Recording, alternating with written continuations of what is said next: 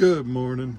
I'm just out here at the garden and the greenhouse, and I just read some comments on Facebook, and a lot of people out there keep telling new growers that you have to have large pots for peppers, and peppers prefer large pots and all that kind of stuff. And yeah, they do. They get bigger when you're in bigger pots, and I've got mine that are in the big pots, but I grow a ton of Superhot peppers in industry gallon pots, so about 3/4 of a gallon for those that don't know. So I brought up just two of my plants to kind of show you. They're still pretty young. I mean, they're producing, but they'll be producing a lot longer. And yes, you do have to feed them different than you do the big pots. But here's a Carolina Reaper on the right and a Primatali on the left.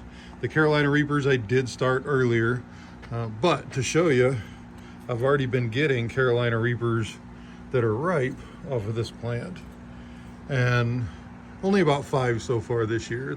You're not going to get a ton, but don't use it as an excuse not to grow.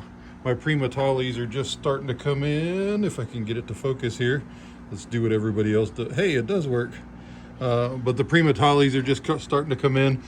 I've got a small greenhouse. It's not giant, but all these are in industry gallon pots.